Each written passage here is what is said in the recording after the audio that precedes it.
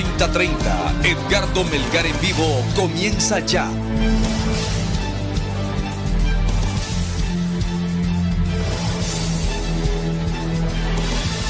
Saludos amigos de 3030, qué bueno que están con nosotros. Tal y como lo anunciamos a través de las redes sociales, esta noche nos acompaña en el primer segmento de 3030 doña Xiomara Castro de Celaya, es la candidata presidencial del Partido Libertad y Refundación, quien hoy ha presentado su plan de gobierno para refundar Honduras 2022-2026. Así que yo le agradezco mucho que esté esta noche aquí con nosotros en 3030, como lo ha hecho en otras ocasiones también, donde, sobre todo cuando ha comenzado ya la recta final para las campañas presidenciales. Tanto lo hizo en 2013, también tuvo participación en 2017 y esta vez no podía ser la excepción. Así es. Muchas gracias. Y te agradezco mucho, Edgardo, por invitarme a tu programa. La verdad es que es importante hoy, en las condiciones en que está nuestro país, poder hablar con el pueblo, hablar especialmente con tu público, que un pueblo que está ansioso de saber cómo vamos a salir de las condiciones en que nos encontramos. Y lógico, estos espacios son importantes, especialmente para nosotros, porque nos permiten poder tocar los temas álgidos que hay en nuestro país, pero también el generar esa esperanza que hoy el pueblo está necesitando. Que no tiene. Exacto, que no tiene por la crisis en que hoy estamos viviendo. Pero estamos próximos a un proceso electoral y de la única manera que las condiciones de nuestro país puedan cambiar es cuando el pueblo tome decisión y asista a este proceso electoral y sea a través de su voto que logre a través de las propuestas y especialmente las propuestas que nosotros estamos haciendo para un cambio. La veo en su campaña. Sí. La veo, cuando me refiero a que la veo en su campaña, me refiero no solo a la presentación que hizo hoy, sino cuando está en el interior del país, en las caravanas, en las concentraciones que son pequeñas por las medidas de bioseguridad, que obviamente se tienen que mantener, no pueden ser aquellas concentraciones de los 90s, que eran multitudinarias, de los distintos partidos políticos, y también comenzando este nuevo siglo. El punto es que yo digo, ¿cómo hace doña Xiomara para estar ahí con sus seguidores, con la gente que quiere acercarse a usted?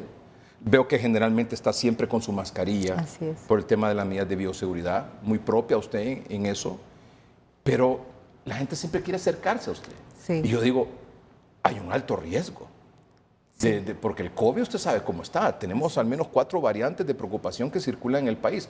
¿Cómo hace usted para lidiar con eso de las medidas de bioseguridad que nos recomiendan, el distanciamiento como estamos ahora mismo usted y yo aquí?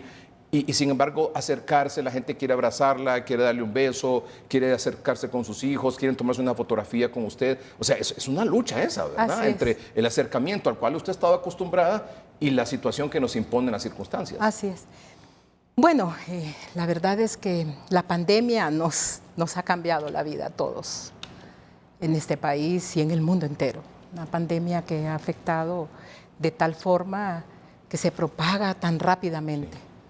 En las elecciones primarias, que estábamos iniciando la apertura en el país, pues en realidad nos tocó como una forma de poder hacer la campaña a través de caravanas, ¿verdad? Entonces, la gente iba en sus carros y nosotros en el nuestro. Pero, ¿sabes cuál es el problema? Que la gente hoy está tan ávida. No sé si la palabra es de cariño, tan ávida de sentir que en realidad puede haber una esperanza y necesita ese abrazo. Necesita muchas veces el consuelo, porque cuando se acercan y nos abrazan, muchas veces miramos lágrimas en sus ojos y el abrazo es casi inevitable. Es como el decirles, aquí estoy, Entonces se vuelve muy difícil. Nosotros, claro, tratamos que las personas que estén cerca de nosotros, que tengan su mascarilla, Claro. que se protejan, que Claro. tengan que cumplan Pero hay con los momentos que son requisitos. difíciles, ¿verdad, doña Pero Xiomara? se Sí. vuelve muy Sí, difícil, se difícil. vuelve muy difícil. ¿Cómo estamos para las elecciones? ¿Está lista? ¿Va a ganar? Estamos listas. Estamos listas y preparadas. Vamos a ganar las elecciones. Siento que hay un pueblo convencido, un pueblo que en este momento, en las condiciones en que hoy nos encontramos, y que se vuelve, creo que con mucha más seguridad, que el pueblo tiene que esperar y ver quiénes son los que estamos participando y qué es lo que estamos proponiendo. Pero también tiene que ver el compromiso que cada uno de nosotros tenemos. Y en este caso, Edgardo, yo quisiera compartir contigo que yo tengo un compromiso muy grande con el pueblo hondureño. Un compromiso que sobrepasa a cualquier otra aspiración. Lo he demostrado en todo el trayecto de mi vida. En el 2013, pues iniciamos en un partido recién conformado, ganamos las elecciones, el fraude nos las arrebató. En el 2017, cuando el pueblo decía, bueno, nos hicieron fraude, entonces quiere decir que debemos de construir una alianza partidaria, porque en el 2013 fue una alianza con los sectores sociales. Entonces construyamos una alianza partidaria. Y era esa voz que la escuchabas tú en cada rincón del país, cada vez que llegabas a algún lugar te decían, mire, si no nos unimos los partidos, no vamos a poder vencer. Y fíjate bien, no al Partido Nacional como partido porque se pretenda pensar que es un partido grande, es vencer el fraude. Ese fraude que producen y que provocan para mantenerse en el poder. Y construimos una alianza.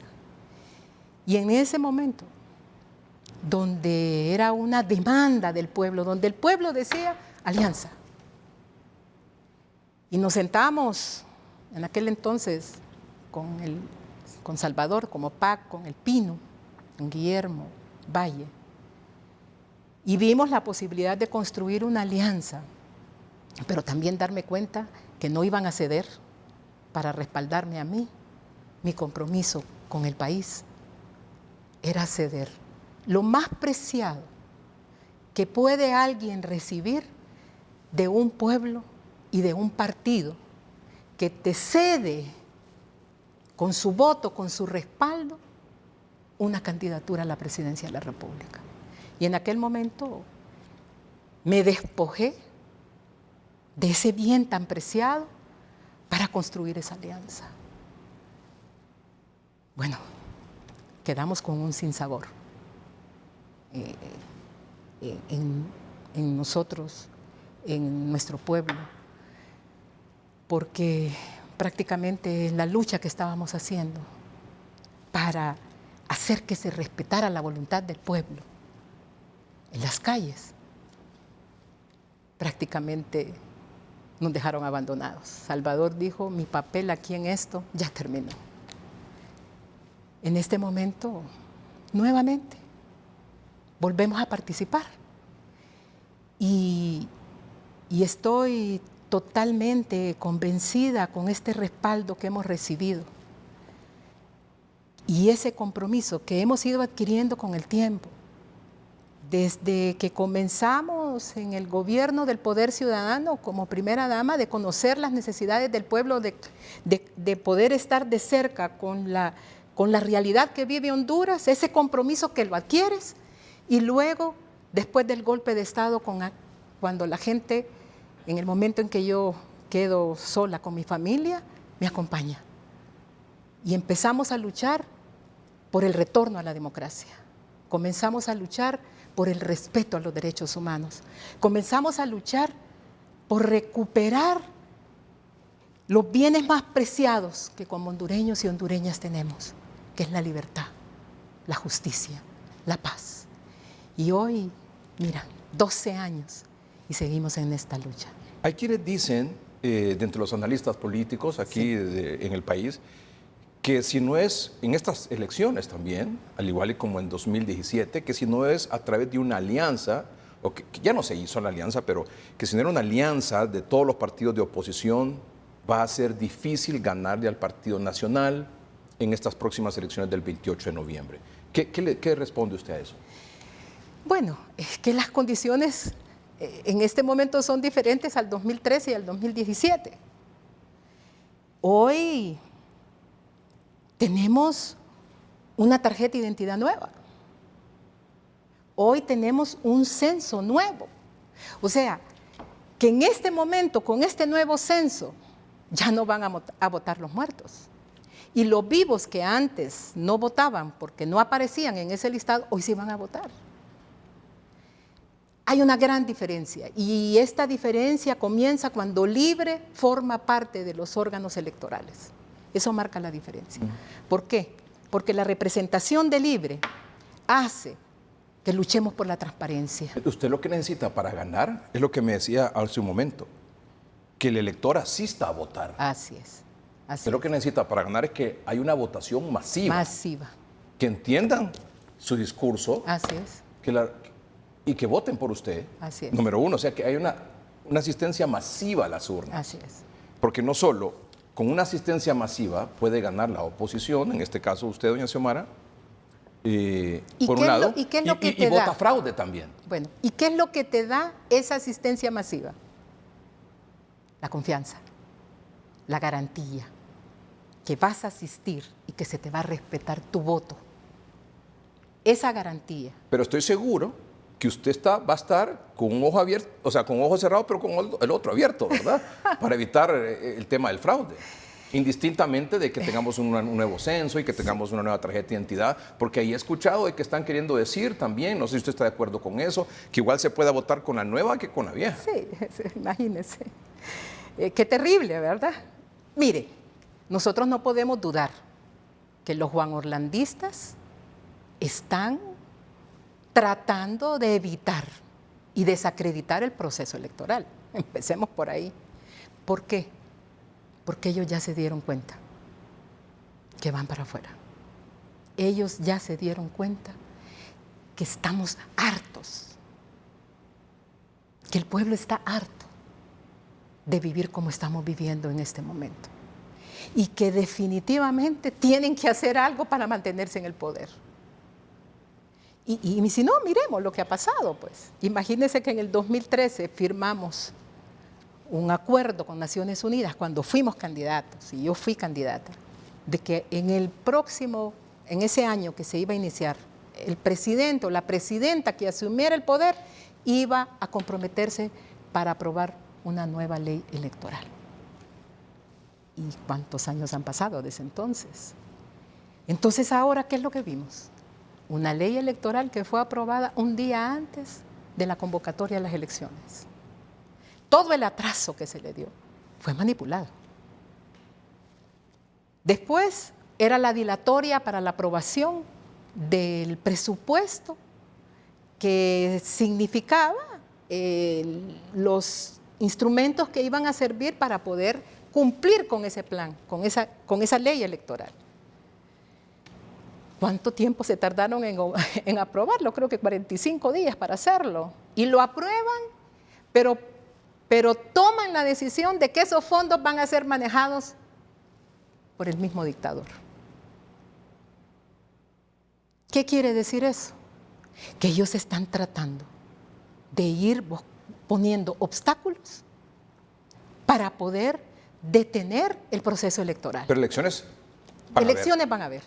Elecciones van a haber, yo tengo la confianza, y se lo digo así claramente, Edgardo.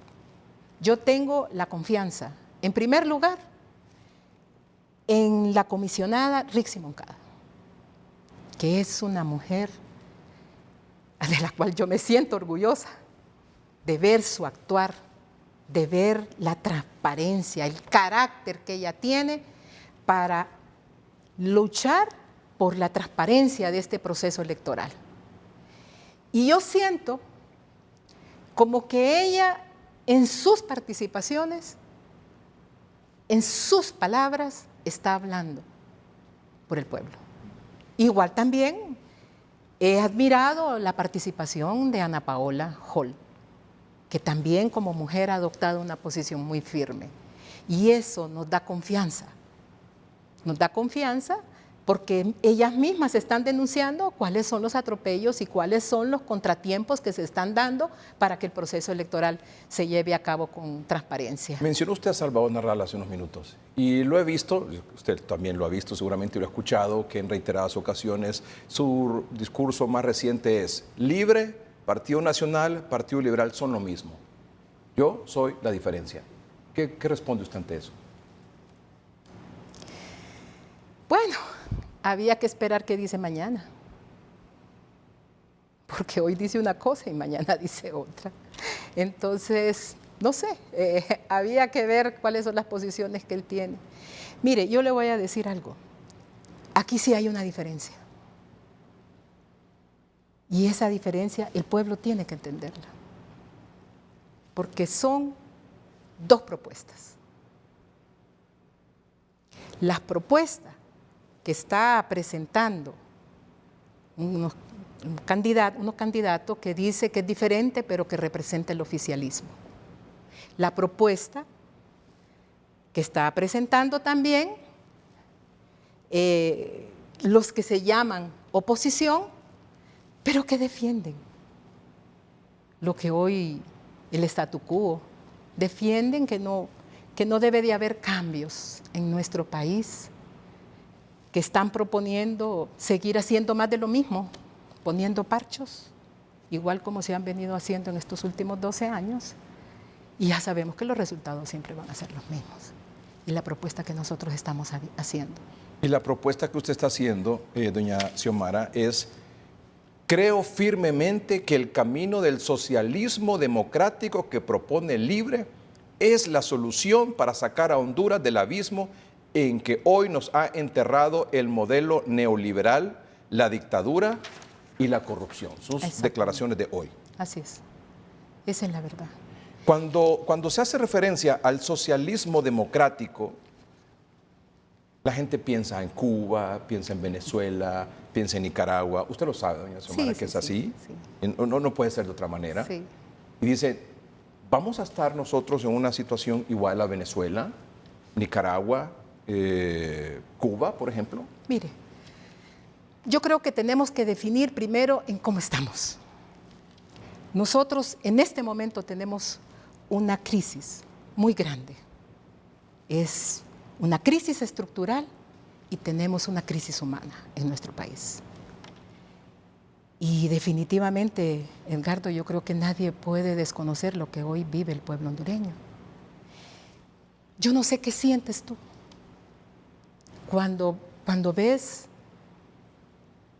las caravanas donde sale nuestra gente a buscar soluciones para su vida. Yo no sé cuál es tu sentimiento. Es cierto que siempre han habido jóvenes especialmente que salen a buscar el famoso sueño norteamericano.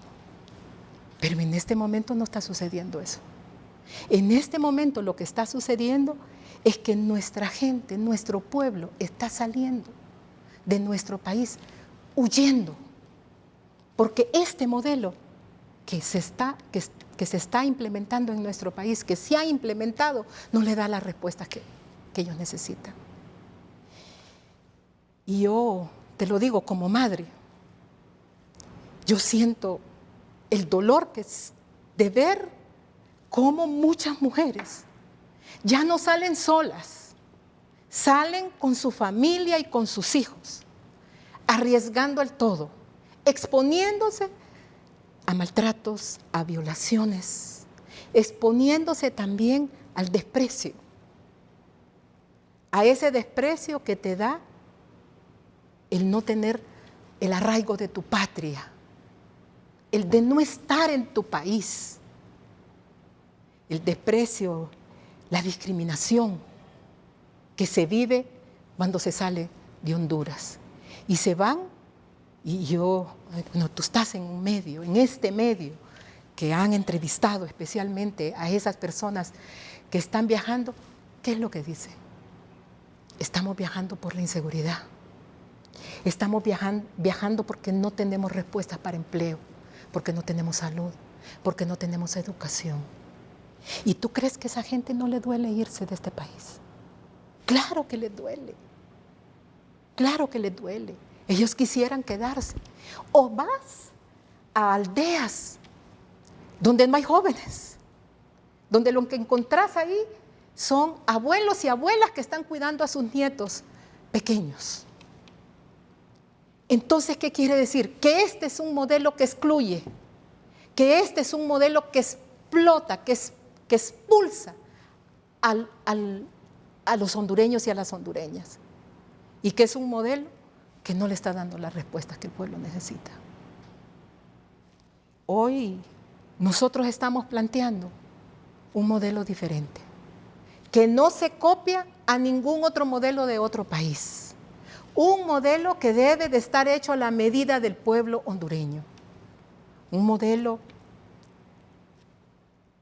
que para nosotros signifique el poderle dar a un niño, a una niña, la oportunidad de tener una educación, al igual que el resto, de calidad. Si me preguntas qué es socialismo democrático, eso es. El hecho es que una mujer que hace el mismo trabajo que un hombre tenga el derecho de tener el mismo salario. Es que aquella persona que tiene la oportunidad de poder trabajar, que en realidad sirva para que este Estado genere esas condiciones para el bien y poder salir de las condiciones en que se encuentra, para tener bienestar. O sea, la misma Constitución te lo dice.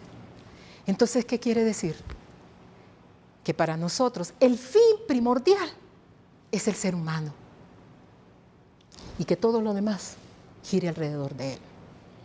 Tenemos que ir a una pausa comercial. Claro. Y quiero dejarle dos preguntas en el aire. La primera es, ¿cuál sería, si usted lo tenía definida, la primera medida que usted adoptaría una vez con la banda presidencial? Y lo otro, para unos hay reelección presidencial, para otros no hay reelección presidencial actualmente en Honduras. Yo quiero saber cuál es su posición al respecto. Y que de usted ganar las elecciones el 28 de noviembre, ¿usted se plantearía una reelección presidencial? Ya regresamos. Muy bien, excelente.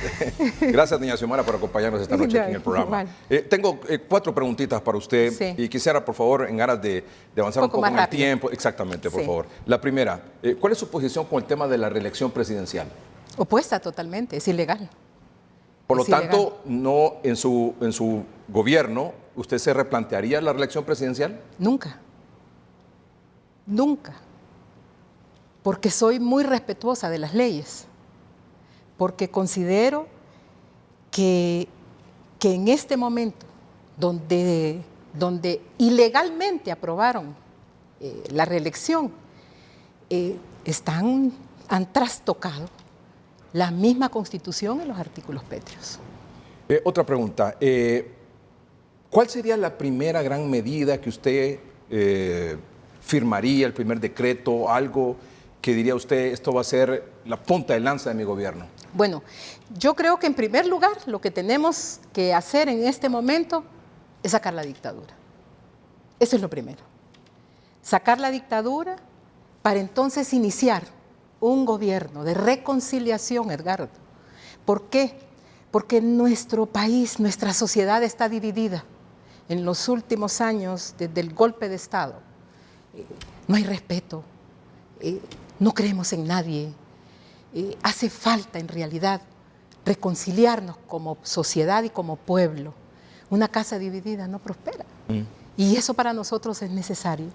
Entonces, un gobierno de reconciliación, de sentarnos con todos los sectores y de buscar en realidad las respuestas que Honduras necesita para la crisis en que hoy estamos viviendo. Usted manifestó que considera que hay condiciones distintas para ir a este proceso electoral con el tema del nuevo censo, con el tema de la nueva tarjeta de identidad, aunque siempre hay, usted sabe, Sí. rumores de esto y de lo otro. Pero ¿considera usted que son distintas las circunstancias en ese Sí. tema electoral en función de 2017 y 2013?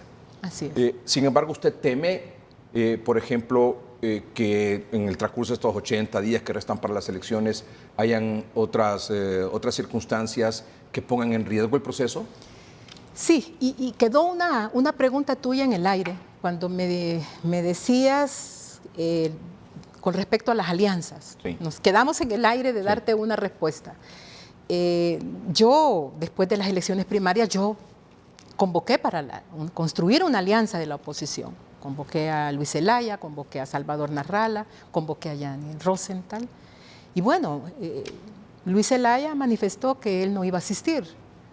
Salvador, lo que recibí fueron insultos, descalificaciones. Yanni fue el único que asistió. Y nos sentamos con Yanni a buscar esa unidad y esa alianza. Al final, Yanni lo que propuso fue un plan B para que en noviembre se definiera quién iba a ser el presidente. Pero la alianza que nosotros estamos construyendo es con el pueblo. Y la estamos haciendo con todos los sectores sociales. Lógico, hemos sentido y hemos recibido ese respaldo. Y ahí en este plan vas a ver reflejado muchas de las propuestas de que estas organizaciones sociales han elaborado para que sea incluido en este plan de gobierno. Nosotros hemos pretendido que en este plan de gobierno deje de ser el plan de gobierno de Xiomara y del Partido Libre, que se convierta en el plan de gobierno del pueblo, como una solución a los problemas que hoy estamos viviendo. Me preguntas del proceso electoral. Sí, es que el Partido Nacional y especialmente los juanorlandistas van a seguir buscando los mecanismos para evitar y desacreditar este proceso electoral. Y ellos van construyendo eso, ¿no? Nosotros vemos en este momento cuando se elabora una ley electoral donde se plantea que la representación en las juntas receptoras de votos van a estar 5 partidos, en donde estarán los 3 partidos que tuvieron más votación en las elecciones del 2017 y 3 partidos que en realidad nos hemos sometido a un proceso primario interno. O sea, nosotros no escogemos nuestros candidatos en asambleas o por señalamiento, sino que vamos a un proceso electoral. Hoy la pretensión es que 14 partidos estén formando. O sea, que haya 14 propietarios y 14 miembros, suplentes. Exacto, 28 personas 28 en la mesa. personas en la mesa. Y yo le voy a decir algo. Hay que recordar lo que pasó el sábado cuando se iba a hacer el sorteo. Allá en el Infop. En Infop. Aquí en Tegucigalpa, sí. ¿Quiénes fueron los que...? Los que se revolvieron fueron los partidos. que arrebataron. Los de estos partidos nuevos. Los partidos de estos partidos nuevos. Entonces, ¿qué quiere decir? Que posiblemente lo que están pretendiendo es hacer ese mismo caos que llevaron a cabo en el Infop. Entonces, El día de las elecciones. el día de las elecciones. Con ¿Para el contubernio de estos partidos. Claro, ¿para qué? Para deslegitimar el proceso electoral y para justificar posiblemente la anulación de esas elecciones. Eso es muy grave lo que nos está diciendo Claro esta que noche sí, usted. claro. O Es sea, que de ellos podés esperar de todo. De ellos podés esperar de todo. Pero yo sí le quiero decir al pueblo hondureño, y decírselo así de claro, esta es la oportunidad de todos los hondureños. Nosotros tenemos que aprovechar esta oportunidad, porque es ahora o nunca. Porque hoy es hoy y no mañana. Porque 4 años más este pueblo ya no aguanta con estas condiciones en que hoy estamos viviendo. Entonces es necesario que el pueblo se una y podamos expresarnos en estas elecciones para poder asistir y poder sacar esta dictadura que tanto daño nos ha ocasionado a todos, a todos. Es necesario entonces tener confianza. O sea, yo quisiera que sintiéramos esa esperanza de que faltan apenas 83 días para cambiar el rumbo de nuestro país. Y decirte que somos el partido más fuerte de la oposición.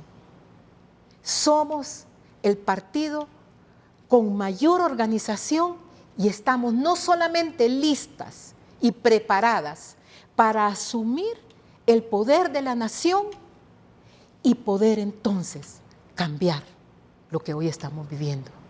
Y por cuando te digo que estamos listas y preparadas, es por la experiencia vivida. Es que yo fui parte del gobierno, del mejor gobierno que ha habido en los últimos años, del gobierno del Poder Ciudadano. A mí me tocó conducir el programa más sensible de la reducción de la pobreza. Fui parte.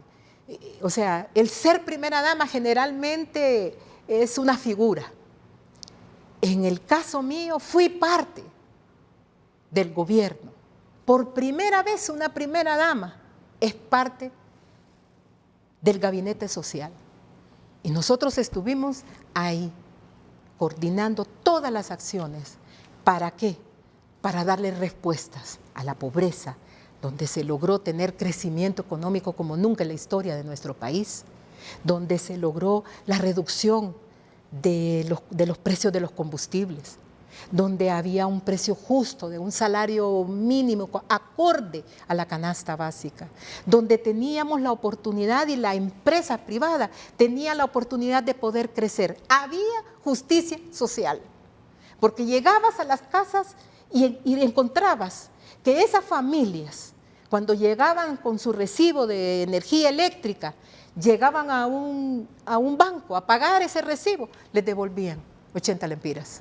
Porque en las escuelas había merienda escolar, porque en las escuelas habían matrícula gratis. O sea, todos los niños y las niñas asistieron a las escuelas, tenían la oportunidad de poder asistir a las escuelas, donde se logró un programa de integración, de intervención, pero de forma integral, para poder reducir la pobreza en nuestro país, la extrema pobreza en nuestro país. Eso no se ha logrado en ningún gobierno como lo hicimos en el gobierno del presidente Zelaya, en el gobierno del Poder Ciudadano, y ese es un programa del cual yo logré coordinar, y con eso te estoy diciendo, tenemos capacidad para gobernar, porque conocemos los problemas de nuestro país, y hoy estamos haciendo un planteamiento claro, un planteamiento que para el pueblo es la solución para los conflictos que tenemos, un gobierno de integración nacional, la creación de un gobierno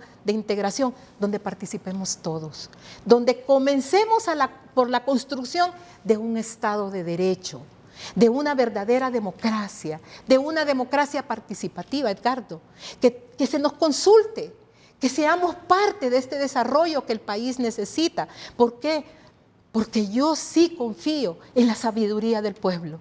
Porque sí lo he vivido y lo he visto lo que significa cuando los pueblos son partícipes y son los que deciden cómo es el futuro que ellos quieren. Esa realidad que me ha tocado vivir y esa garantía es la que nos permite hoy decirle al pueblo, sí hay soluciones, sí hay esperanza para una Honduras diferente y para una Honduras mejor.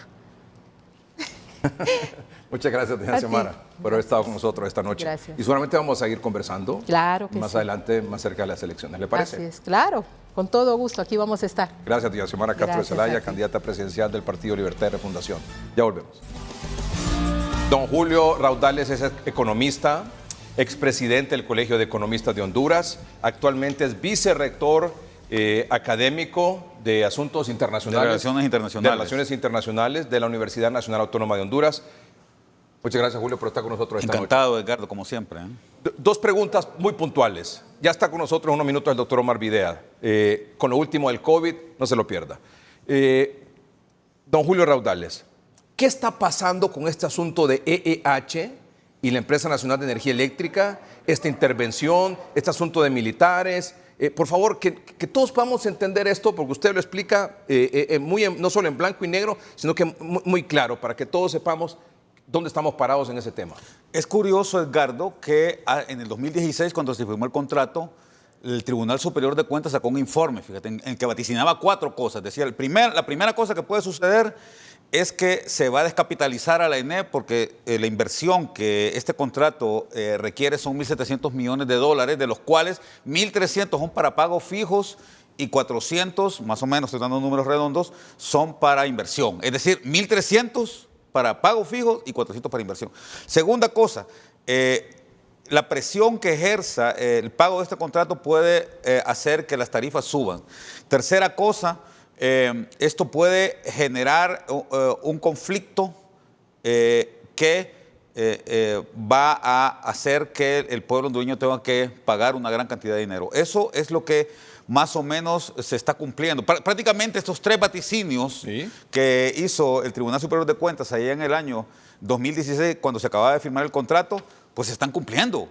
Y un elemento importante, Edgardo, es que definitivamente es muy probable que esta situación que se está viviendo con la intervención de la empresa Energía Honduras provoque un juicio internacional. Hay una nota de parte de la Cancillería colombiana que envió al gobierno hondureño en donde anuncia la enorme preocupación de parte del gobierno por lo mal que se ha estado manejando el tema del contrato de Energía Honduras. ¿Y el contrato de EEH era para que EEH hiciera qué? Fundamentalmente para que redujera las pérdidas, que en aquel momento, Edgardo, estaban en 33% y que en este momento están en 37.5%. Fíjate, y quiero decir 2 cosas muy rápidamente. Hemos vivido 2 momentos antes de ese contrato, en donde se redujeron las pérdidas del ENE. El primero fue en el año 1998, cuando un proyecto que no sé si nuestros televidentes recuerdan, que se llamaba 7 Ciudades, hizo una inversión de 60 millones de dólares, 60 millones de dólares, Edgardo, y redujo las pérdidas de 28 a 21%. Luego se descuidó el proceso, entró un nuevo gobierno y entonces volvieron a aumentar las pérdidas y hubo un segundo momento, en el año 2007 se intervino la ENE nuevamente, pero la misma empresa, y lo mismo sucedió también en el 98, la misma empresa sin necesidad de contratar a un tercero, ¿no?, sin necesidad de contratar a nadie, con sus propios recursos y haciendo gala esta vez, no la primera vez, pero esta vez de tecnología nueva. La primera vez se hizo con tecnología tradicional, ¿verdad? Simplemente se pusieron cuadrillas y se buscó la forma de reducir las pérdidas. Pero esta vez, Edgardo, se redujo haciendo un ensayo con medidores digitales y cosas de este tipo, y las pérdidas se redujeron de 25 a 20%. La primera vez, repito, de 28 a 19% en el 98. La segunda vez se redujeron en el 2008 de 25 a 20%.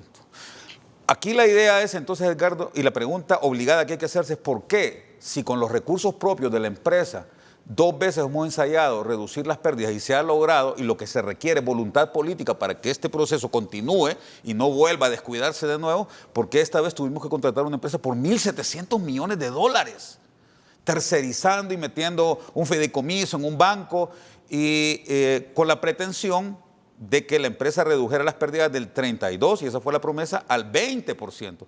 Lo que se suponía es que para el año 2023, que termina el contrato, las pérdidas se iban a reducir al 20%. Y un elemento adicional, Edgardo, que también hay que mencionar, y es que aún reduciendo las pérdidas al 20%, Honduras sería el país que tiene más pérdidas en Centroamérica, en sus empresas de energía eléctrica, porque Costa Rica tiene sus pérdidas apenas en 10%. Y Nicaragua, que es el país que después de Honduras tiene más pérdidas en Centroamérica, tiene apenas 17%, bueno, digo yo apenas, 17% de pérdidas. Entonces, ¿cómo es posible que hayamos caído en esta situación después de que se prometió tanto cuando se contrató Energía Honduras, en un proceso que desde mi perspectiva también inició muy viciado, porque solamente se presentaron 2 empresas a la licitación? una de las empresas se retiró y luego fue recontratada como supervisor. Esto también es muy extraño. O sea, se presentan dos empresas a competir y luego una dice, ¿sabes qué? Me retiro y luego me contratas como supervisor, que es la empresa canadiense. Entonces, prácticamente fue una adquisición directa la que se hizo con este contrato.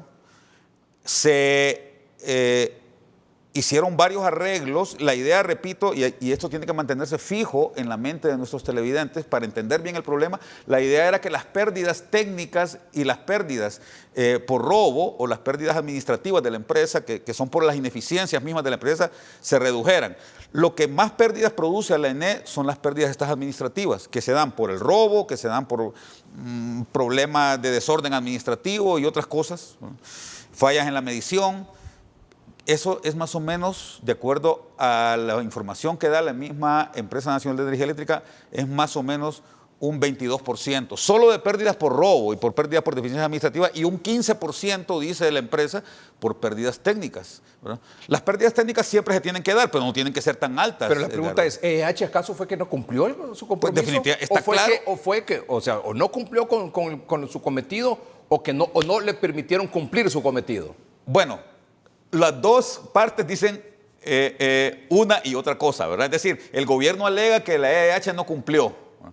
Y EEH alega que el gobierno no le cumplió. Y ojo, hay que decir algunos elementos en este sentido, Edgardo. Primero, es cierto, y vos que llevas noticias lo sabes, que por ejemplo los técnicos de la EEH entraban a hacer algunos cortes o a realizar revisiones en medidores y incendiaban los carros, por ejemplo, en un barrio marginal. Eso sucedía. Entonces la empresa pedía al gobierno que por favor siempre fueran acompañados por una patrulla para evitar que sucedieran estas cosas, y el gobierno, dicen ellos, no cumplió, ¿verdad? Otra cosa que tampoco, digamos, eso no fue algo que estuviera en las manos de todos, pero definitivamente el año pasado, hay que recordar, Edgardo, el gobierno decretó que a nadie se le cortara la luz.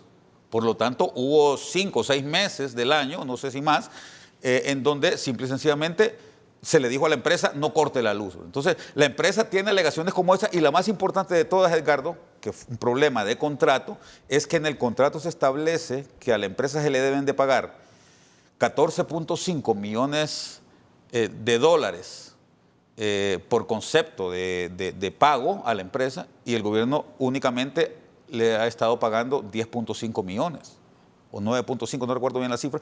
Entonces, la empresa alega que el gobierno no lo ha estado cumpliendo y que por eso ellos no han podido cumplir. Y ahora, ¿esta intervención implica que la EEH va a demandar al Estado de Honduras? Pues es casi seguro, ¿verdad? ¿Y quién va a pagar esa pues demanda? La va a pagar vos, la voy a pagar yo, y la van a pagar todos los televidentes que nos están viendo ahora en su factura cuando pues el gobierno tenga que hacerse cargo de estos 800 millones de dólares. Y una cosa que hacía referencia el licenciado Raudales es esta nota que ahí me llena de, no sé, vergüenza, podríamos decir, preocupación. Yo lo que creo es que el gobierno de Colombia está haciendo lo que tiene que hacer, ¿no? Sí, pero lo que quiero decir es que esto ya lo conoce el mundo.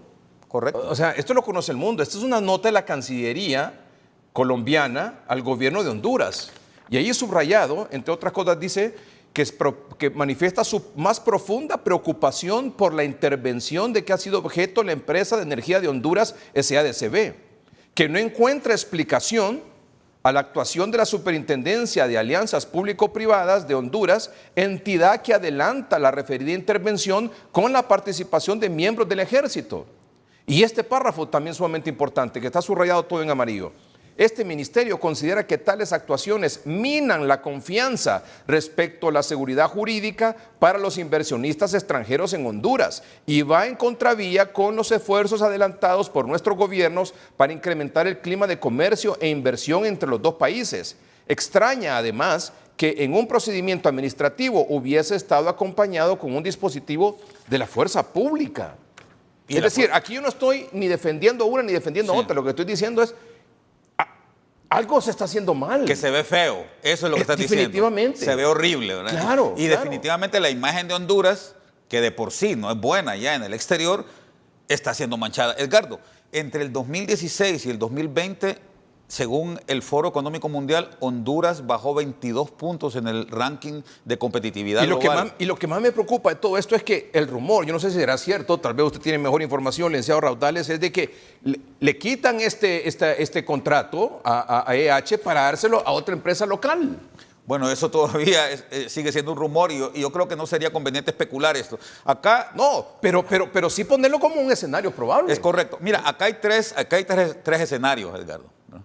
Y hay que ver, en estos próximos días vamos a saber cuál de ellos es el que se cumple. El primero es que la empresa es intervenida y en efecto los resultados de la intervención son inapelables y la empresa tiene que decir, tienen razón, yo fallé y punto y aparte.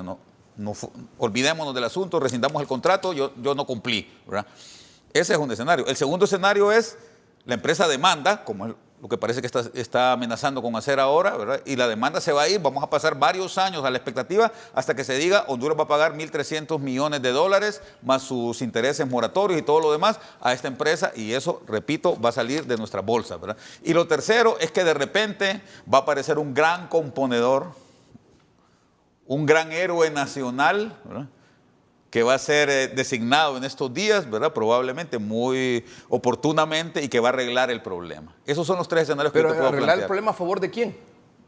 Bueno, ellos se van a arreglar, es decir, va a haber un mediador que de hecho el contrato también establece que debe haber una mediación, ¿verdad?, que hay una mediación y que no ha querido ser utilizada en este caso. Entonces, todavía es tiempo de que pueda venir esa mediación. Entonces, lo que te digo, ahí está el tercer escenario, en donde aparece alguien que sabiamente los convence a los dos de que se arreglen. O el cuarto escenario, que sacamos EH, pero metemos a esta.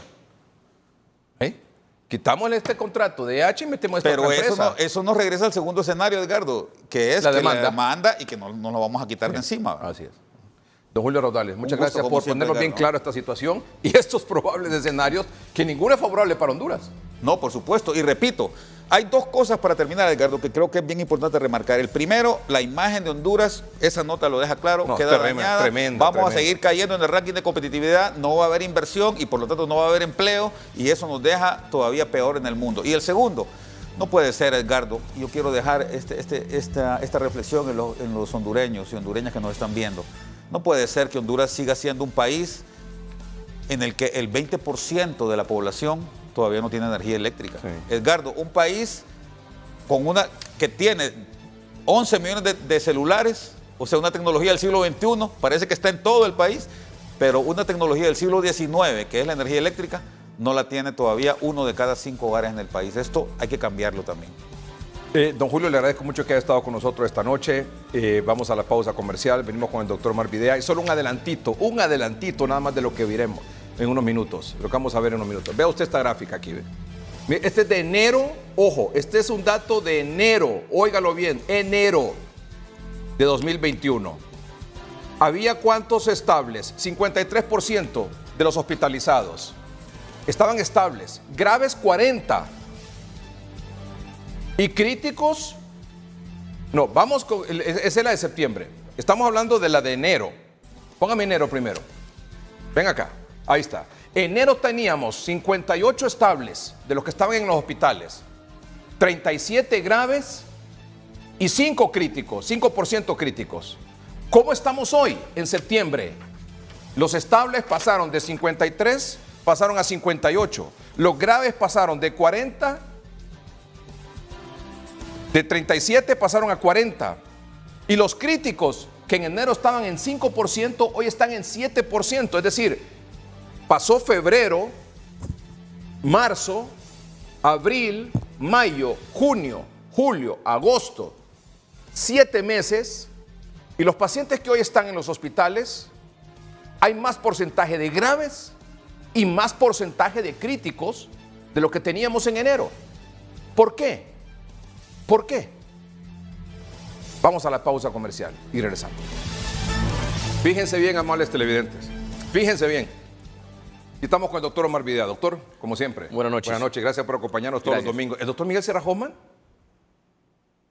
No se pudo conectar. Muy bien, muy bien. Bueno, doctor Omar Videa, amables televidentes. ¿Usted quiere saber cómo estamos con la pandemia? ¿Cómo estamos hoy, 5 de septiembre, con respecto a la pandemia? Bueno, estamos así. Vea usted la gráfica del 29 de enero, aquí de la izquierda. El 29 de enero, fue un dato al azar, ¿va, doctor? Al azar. Al azar, un dato al azar. El 29 de enero, hospitalizados, según el termómetro de aquí de CAMI, el doctor Videa y 3030, había 1,007.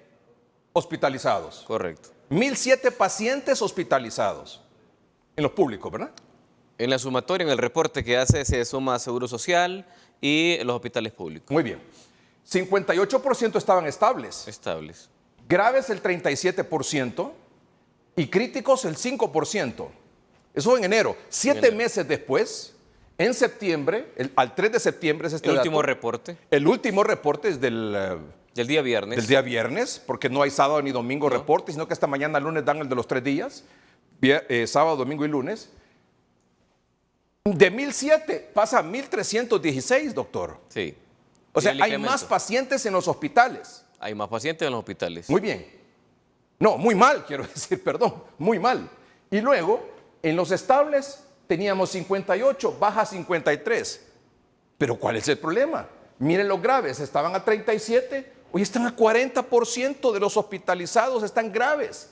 Y el 5% estaban en condición crítica en enero y en septiembre el 7%. ¿Por qué, doctor? Porque tenemos un virus que ha presentado nuevas variantes y que se vuelve mucho más agresivo, en primer lugar. La transformación que el virus está teniendo nos está dando esos escenarios. Nos está dando escenarios en los cuales estamos viendo que la población desde los primeros días llega a un estado complicado. Y ya se comienza a reducir las personas estables, sino que estamos viendo personas que están en sala en condición grave. Si a usted le dicen que alguien está grave, por sentido común, usted se le imagina de que esa persona debería estar en unidad de cuidados intensivos, pero no está en unidad de cuidados intensivos porque no hay cupo. Entonces, se tiene que ingeniársela el sistema de salud, ubicarlo en una sala, instalarles alto flujo, pero en el reporte de la condición clínica de esa persona es condición grave. Cuando usted ingresa a un hospital, la mortalidad en países como Alemania, Estados Unidos, anda entre un 20 y un 40%. En una condición moderada que se hospitaliza. Cuando usted llega a una unidad de cuidados intermedios o cuidados intensivos, esa mortalidad aumenta. De hecho, en cuidados intermedios, la mortalidad está en promedio entre un 50 y 70%. Y si está en cuidados críticos, es un 90%. Entonces, la probabilidad de las personas que están hoy ingresadas a como estaba ese termómetro hospitalario en enero es totalmente diferente. Y le agrego el dato, para ese porcentaje de pacientes graves del viernes pasado, de anteayer, que está un 40%, bueno, un 47%, los graves Sí. están en riesgo de pasar a crítico. Correcto. Y no pasan a esa línea porque esa línea de críticos es unidad de cuidados intensivos. Porque no hay. Eso significa que la unidad de cuidados intensivos están al tope. Están al tope, principalmente en el interior del país. La pregunta es aquí, doctor, entonces, ¿qué ha pasado con el tema de la vacunación? O sea, ¿la vacuna no se ve reflejado en esto? No se ve reflejado porque recuerde que ya lo vamos a ver más adelante, solamente un 18% de la población, solo 2 de 10 aptos para vacunar tenemos el esquema de vacunación completa. O sea que para que se comience a ver el resultado de la vacunación, y no solo de la vacunación, sino que mantener paralelamente las medidas de bioseguridad y otras medidas que debe aplicar el gobierno, para que eso se comience a ver el resultado, tenemos que tener por lo menos el 80% de la población apta para vacunar, vacunada. Lastimosamente, y digo lastimosamente, eso es lo mínimo, porque ahora se habla de que debemos de aspirar a una inmunidad de rebaño de un 90% ante las nuevas variantes. Y otra cosa, en el caso de los críticos son los candidatos al tocilizumab. Desde los graves. Desde los graves son Desde los graves. pacientes Correcto. candidatos a tocilizumab. Correcto. Y el Totalmente. tocilizumab, decía la doctora Ciudad Pasosa el viernes pasado, Así es. en hoy mismo, se está comenzando a racionar. No se le da a todos los pacientes, sino que ya comienza también a tener que decidir a qué paciente se le va a dar tocilizumab y a qué paciente no. Y ante eso, hay que decirlo, ya rondan fuera de los hospitales recetas de centros asistenciales públicos con la receta de tocilizumab. Este fin de semana yo tuve consultas que donde se podía obtener tocilizumab de recetas de hospitales públicos. Claro, de si la doctora Ciudad Ciudad Pasosa lo dijo aquí. Se da la receta. Y ya lo denunció. He tenido Pero no hay. pacientes que tienen que ir a buscar dónde conseguir el tocilizumab. Sí. Van a llegar más pacientes a la condición crítica de los graves. Lo que se va a incrementar es ese porcentaje. Pero lo que se va a incrementarse el porcentaje de críticos y de muertos. Por supuesto, eso es lo que se viene. Que ese es el problema. Graves, críticos, muertos. Y de estables a graves. Ojo, ojo. En este mes de septiembre y octubre usted va a ver esta gráfica, lastimosamente, que la sumatoria de graves y críticos va a superar los estables. Y eso viene para las próximas 2 semanas. Eso viene para las próximas 2 Usted me semanas. dice que en 15 días esta gráfica... Pudiera cambiar. ¿En qué sentido? Incremento de graves e incremento de críticos. E incremento de fallecidos, porque ese es el pronóstico lastimoso que tenemos que decir. O sea, permítame, a pesar de que ya agosto, como usted bien lo dijo desde el principio del mes de agosto, vamos a tener más casos que durante toda la pandemia, vamos a tener más fallecidos que durante toda la pandemia, y en efecto se cumplió. ¿Usted me dice que septiembre puede ser peor? En fallecidos sí. Y en casos no, porque nosotros ya llegamos al tope de la capacidad. En el análisis le habla de que la capacidad de detección, lo que se vio en el mes de agosto, fue lo máximo a lo cual podemos llegar. Pero lo crítico acá es los fallecidos. ¿Y sabe por qué? O sea, que vamos a tener la misma cantidad de casos de contagiados, probablemente menos, por efecto de la población que ya tiene 2 dosis. En Francisco Morazán. En las principales ciudades del país. En Francisco Morazán. Pero el resto de los departamentos no tienen esa ventaja. Por eso se ve el crecimiento ya. Principalmente en el y además que no Cortés. tienen la ventaja de la vacunación con 2 dosis, tampoco tienen la ventaja de tener los hospitales ahí listos, prestos para atenderles en el momento que requieran y de acuerdo a las necesidades que tengan. No hay contención en el interior comunitaria y no hay contención hospitalaria, que mucho ojo con eso.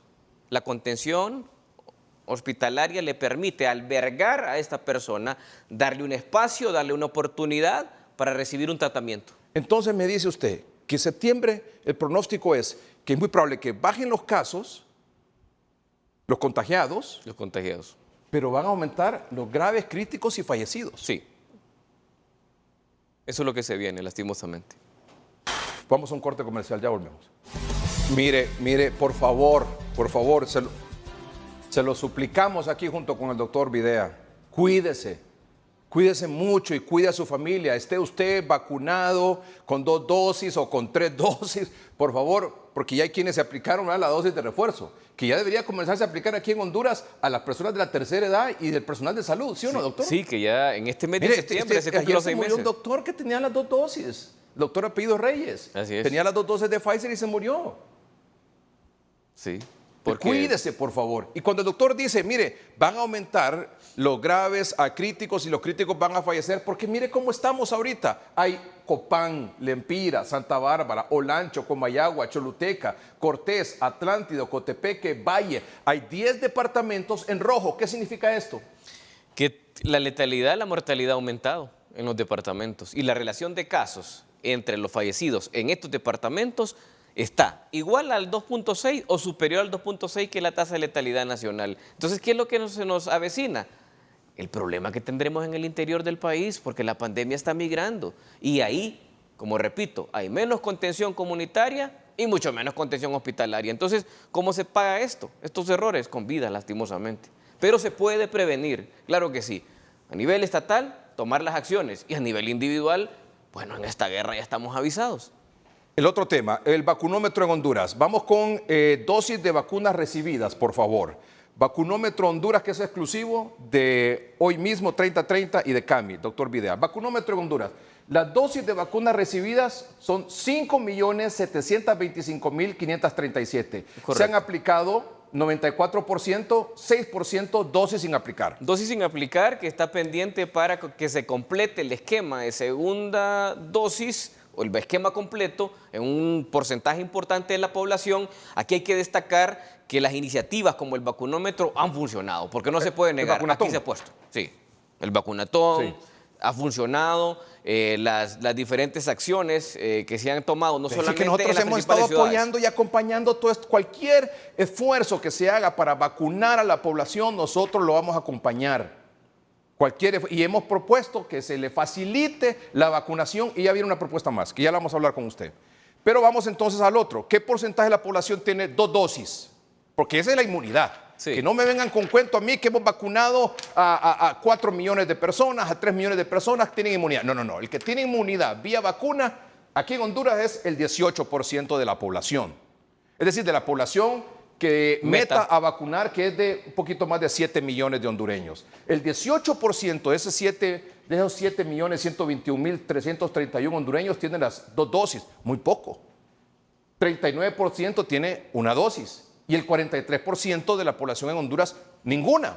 Sí, efectivamente. Lo que nosotros tenemos que buscar en esta primera línea, o digamos en este mes como se ha planteado, que en la primera quincena del mes de septiembre debería de al menos llegarse a completar un 45% con el esquema de vacunación completa. O sea, eso es lo menos que podemos esperar. E iniciar primera dosis este mes en ese 43%. Porque realmente, como usted bien lo menciona, las personas no deben de confundirse que con una dosis tienen la mitad de la protección. Ya se ha establecido todas las vacunas. Con primera dosis hay una eficacia entre un 20 y un 30%, pero cuando usted aplica la segunda dosis, lógicamente el porcentaje se incrementa hasta en un 50% en esa eficacia. Ojo, y le recuerdo, aquí nosotros somos pro vacuna. Por supuesto. Vacúnese. Somos pro vacuna, somos pro mascarilla, somos pro distanciamiento físico y social, somos pro uso de gel y lavado de manos, y somos pro también del profiláctico. Entre más medidas, anillos de seguridad usted se aplique a su alrededor, más difícil le va a ser a usted complicarse por COVID. Así es. Y ya vemos que si se llega a un escenario hospitalario, la situación se complica. Sí. Porque vemos un virus que es mucho más agresivo y que se tiene menos armas en su pelea. Porque cuando usted cae a hospital, usted necesita